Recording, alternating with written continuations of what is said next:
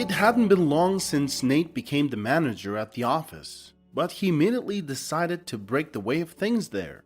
The first thing he did was cut the salaries, of course, bypassing his own. As greedy as he cut the salaries of almost all of the staff. Many submitted their resignation letters almost the same day. Those who remained didn't mind quitting either, but the lack of other immediate options forced them to endure the antics of the tyrant. Almost half of the staff was now gone. Nate explained that some of the positions were useless and repetitive. Those who stayed ended up getting twice as much workload. As a result, they had to stay up late sometimes. His antics reached even the janitor lady, who wasn't getting paid much to begin with, so even she quit her job. So the biggest problem was finding a replacement for her. For pennies, no one wanted to mop the floors all day and rub the door handles till they shine. The HR manager, Mrs. Bennett, tried every day to convince Nate to add at least a little to the salary of the janitor, saying that for that kind of pay, they would never find an employee. So every morning, during the staff meeting, all Nate did was complain how dirty and dusty it was in the whole office. Office was indeed getting pretty dirty by this time. It was during one of these morning meetings when Nate complained about every single thing that was going on in the office. Everybody was dumbfounded because this branch of the company was functioning perfectly fine. After going over the weekly reports, Nate turned his attention to the problem of the janitor position. "If you don't find a janitor soon, I'll have to include cleaning in your direct duties," he almost shouted to the HR manager. She was ready to run anywhere from this freak of a saver, but she knew that at her age, it was not so easy to find a job. Therefore, every time Nate brought this up, she just silently listened to his unreasonable approaches and demands, washing it all down later in her office with anti-anxiety pills. At the next such morning meeting, the manager once again expressed his dissatisfaction with Mrs. Bennett's work, saying that the janitor had still not been found. "Is it really that difficult to find a cleaner? I mean, we're so successful that anybody would be willing to work in a stable company," Nate said angrily, slowly approaching the window. At some point, he silently froze and just stayed there, staring out the window. His gaze seemed to focus on something in the distance. At the garbage cans, a very poorly dressed woman was neatly stacking cardboard boxes. Nate started smiling slyly. He turned to Mrs. Bennett and said, "So you're saying no one wants to join our company for that pay, huh? Watch and learn, rookies." He opened the window wide since it was pretty warm outside. "Hey, tramp, come in for a minute. I got an offer you might want to hear," Nate shouted. But the girl did not stop her work even for a second and just continued to fold the cardboards. The boss was surprised, but he was not going to back down. There was even some excitement in his eyes. "Hey, you need some cash? Get over here, tramp," he shouted again. But the girl kept working. That irritated the boss a little, and he turned to Mrs. Bennett to get him the security guard. When the security guard came running in the conference room, Nate told him, "Get that bum by the dump over here.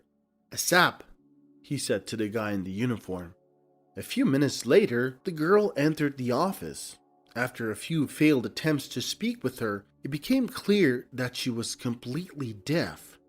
She seemed to have a hearing aid, but apparently it wasn't working properly, or it was just a cheap one. The beggar looked about 30 years old. Surprisingly, up close, she was a very neat girl. Her hands were clean, as were clothes and hair. The absence of makeup made her face even younger and lighter. Her hair was neatly combed and collected in a bun. Her clothes looked poor, but clean. Although the size of her clothes didn't really fit her, at least it didn't smell. The boss, apparently remembering that the deaf people can read lips, began pronouncing each syllable slowly. "Do you understand what I am saying?" The girl nodded. "Do you want a job? You do not have to do much. You'll be just cleaning the office," finished the boss. The girl stood there silently for a couple of minutes, looking around. Then she nodded in agreement, which made Nate rise in victory. He was so proud of himself. He turned to Mrs. Bennet, who was quietly watching what was happening. "Can't find a cleaning lady? Perhaps you just forgot how to hire people? Well, here's a lesson for you. That worthless piece of crap was ready even for a smaller salary. By the way, before you announce it to her, think about cutting it down a little bit maybe." But when he saw Mrs. Bennet's look, he realized he was pushing it down too much, and even the homeless girl would run away for that kind of pay. So he dropped the idea. The deaf girl started working. Her name was Lauren, and she always came to the office on time. Sometimes even long before the start of the working day. She diligently washed, cleaned, and wiped everything that she came across. In just a week, the office was unrecognizable. But that did not improve the team's attitude towards the deaf colleague, who was often the target of cruel and teasing jokes. The colleagues would make fun of her behind her back and laugh so hard, knowing that she couldn't hear them. The girl's hearing aid was of low quality and old, yet she could still hear some of the nasty things people told about her and her work. Despite the constant harassment, she had been through a lot in life and was able to maintain her composure. She always looked forward to leaving work and returning to her peaceful home on the outskirts of the town where she lived in an old and abandoned shack. Lauren was not alone in her small home. She had taken in several stray pets, including 3 kittens, a cat, 2 dogs, and a parrot with a broken paw. These animals were her constant companions, and she was willing to endure the teasing and ridicule at work in order to provide for them. Her pets were her source of comfort and love, and their presence helped her to cope with the daily abuse at work. At night, while she may have only bread and water for herself, she would always make sure to have something delicious for her furry friends, as their loving glances were enough to make up for a hard day's work. Mrs. Bennet was extremely pleased with the cleaning lady, whose work kept the office spotless, despite the fact that her colleagues continued to mock her behind her back. And the manager, Nate, he still remained unimpressed with her work. He couldn't quite put his finger on what he wanted from her, but over time, the girl's silent demeanor and intelligent eyes began to earn her the respect of her colleagues. Even those who had previously made fun of Lauren began to realize that her past was not as simple as they thought. Despite being a beggar, she was well-spoken and literate. Her speech was brief but insightful. Her colleagues were often taken aback by her clever and thought-provoking remarks, giving the impression that she had a deep understanding of many things, but just chose not to reveal it. It became clear to them that her current situation was not a reflection of her intelligence or abilities.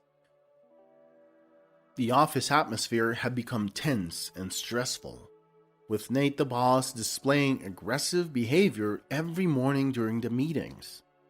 He seemed to blame others for the company's poor performance, which had begun to decline dramatically.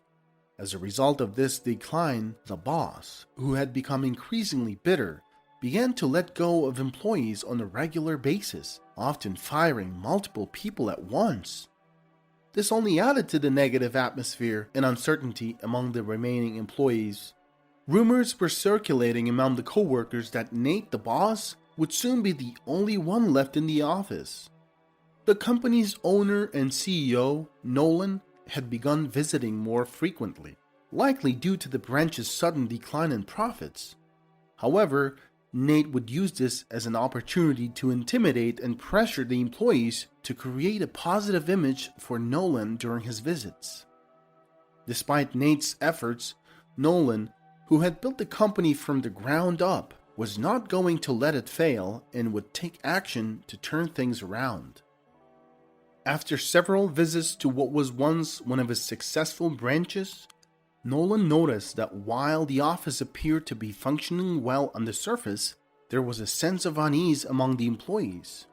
After another visit, Nolan announced that the company was undergoing a thorough cleaning process and that all employees, including the manager, would be given a paid day off. Anyone who refused would still be paid. While everyone was away, Nolan had installed hidden cameras throughout the office, which were connected to his personal computer. He wanted to uncover the truth about what was really happening in the office and take action to salvage the business he had built through hard work. Nolan dedicated himself to monitoring the office every day, from the time it opened until it closed. He meticulously gathered information and evidence to understand the reasons behind the branch's decline. One day during a meeting, Nolan was presented with a well-crafted business development plan that caught him off guard. He quickly read through the material and looked up at Nate in surprise. "What is this?" Nolan asked Nate, holding up the business plan. "Who prepared it?" Nate realized that Nolan was intrigued by the material and modestly lowered his gaze, replying, "I worked very hard on it, sir. I didn't sleep for several nights. I really hope you like it." The first thing that struck Nolan as odd was the neat feminine handwriting. He had read multiple reports written by Nick, so he was familiar with his scrawled handwriting. His further investigation gave him more clues that Nate's mind was as convoluted and erratic as his handwriting. Nolan viewed the recorded videos and was shocked to discover that the cleaning lady had spent a significant amount of time working on the papers late into the night. She was completely focused and engrossed in her work, not even keeping track of the time. She was also able to create graphs and diagrams so easily as if she had been doing it for years. Nolan was upset that he overlooked so many things at his branch. The next morning, Nate was summoned to Nolan's office. He came rushing in, but as soon as he saw the expression on Nolan's face, he suddenly stopped. He stood there looking down on the ground as Nolan scolded him. Everyone in the office was too afraid to speak or move, fearing the boss's wrath. "Do you realize that your deceit and deception nearly destroyed the branch?" Nolan started furiously. "I am just astounded at the number of high-class employees I've lost due to your arrogant behavior. You fired all of the best workers that I've been working hard to handpick for so long." "Nolan, let me explain." "I don't need your explanation. I was like, okay, I guess Nate's probably testing some kind of technique, but when you attempted to take credit for someone else's work, that was the last straw." Nolan calmed down, sighed, and said, "You have 10 minutes to get your stuff and leave." The once confident manager suddenly appeared defeated and lost color in his face as he made his way towards the exit. At that moment, he heard Nolan ask the secretary to bring in the cleaning lady, a young woman named Lauren, who was deaf. As soon as Lauren silently entered the office, Nolan gestured for her to sit down. "Please, take a seat. I want to know more about you. Obviously, you're intelligent and have not been disadvantaged all your life." Nolan began the conversation. The girl, a bit confused, confirmed that this was the case. As she started speaking, Nolan realized that despite her deafness, she was not dim-witted. She looked out the window as she spoke softly and began to share her story. Lauren grew up in a very poor family, but from a young age, she had a love for learning new things. Despite the difficult circumstances of her household, where her parents would drink heavily and engage in drunken fights at night, she worked hard on her studies. From the third grade until she graduated, she would seek refuge in an abandoned house near her apartment and would study there on the days her parents were drinking. In the morning, she would slip back home quietly to grab her clothes in the backpack while her family was still asleep and would rush to school. Despite the challenging circumstances, Lauren managed to excel in her studies and had no difficulties getting accepted into a business school. She was a smart and determined student who was well liked by all her teachers. She had a natural ability to understand concepts so quickly and was always willing to assist her classmates. It came as no surprise to anyone that Lauren graduated with the highest GPA. Business administration was her favorite subject and her lifelong aspiration. It was there where she first met her first love, Connor, who was a year older. As soon as they saw each other in the university's hallway, they knew they had fallen in love. However, Connor's wealthy family disapproved of their relationship, particularly the idea of their son marrying a smart but financially challenged woman. Despite this, their love was so strong that Connor proposed to Lauren, expressing that he wanted to spend the rest of his life with her. Lauren and her fiancé, Connor, went to visit her friends outside the city one day. They were in high spirits, especially since they were due to get married in a week. They were getting close to their friend's country house, where everyone was already waiting for them, when a dense fog descended suddenly. Everything around them was white and hazy. They didn't even realize when the headlights of an oncoming car shone right into their windshield. A terrible screech of brakes, a crash. When Lauren regained consciousness, she was already in an ambulance. The first thing Lauren asked about was her fiancé's well-being. She fainted upon learning that he had passed away. When she woke up in the hospital room, Lauren immediately realized that something had changed in her life. From that moment on, she became deaf. The doctors were unable to explain the sudden loss of hearing and attributed it to stress. Despite her hearing loss and difficult mental state, she pleaded with the doctors to allow her to attend her lover's funeral, but she was denied even the chance to visit his grave. Connor's parents blamed her for the accident and claimed that if it weren't for her and her broke friends, he wouldn't have gone to the country house. In the end, almost launching at her with her fists, Connor's mother literally hissed, "Bitch, I will make your life miserable. You can only get a job as a janitor at best. You will cry regretting that you ruined my son." The only thing that the poor girl regretted at that moment was that she didn't die instead of Connor. After all, no one needed her anyway. Her mom changed roommates like gloves and soon managed to burn down their house when she was having drinking sprees with another one of them. Her life was full of no's. No job, no home, no love, and now no hearing. It was impossible to get a job. No one was interested in a deaf, fragile beggar. In the beginning, she taught herself how to read lips. After some time, she managed to earn a bit of extra money by cleaning at the local market. She spent that money on a cheap hearing aid. It didn't restore her hearing completely, but it allowed her to hear some words. From then on, she started to just wander around. She found a small shed where she could take shelter. Despite her difficult circumstances, she never complained about her life because she had already seen so much unfairness. She was content with her beloved pets, who were her closest companions. The only problem was that when the weather turned cold, her pets would freeze since the room in the abandoned house was not heated. Even at that moment, she was worried about her pet's well-being. Nolan sat there, quietly listening to her sad story. At the end of the story, he remembered the tragic accident involving Connor. He knew his rich parents and was saddened by what happened. That same day, he offered Lauren, a highly qualified business graduate, to become the new executive director of the branch. And when she agreed, He was very satisfied with the decision. The branch improved rapidly. Nolan visited the branch frequently. Sometimes he was even seen picking up Lauren from work. At some point, everyone knew they were dating, and eventually, the news of their marriage became known to everyone.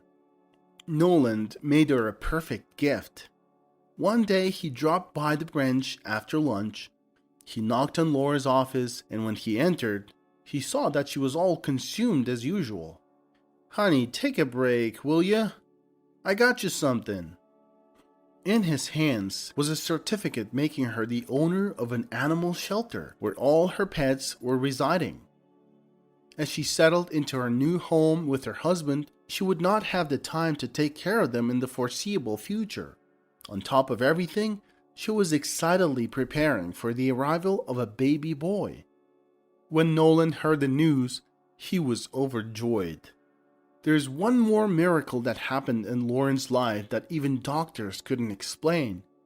Her hearing suddenly returned as if it was never gone, making her fully functional. The large and spacious house of the businessman was now filled with the warmth and comfort of a home.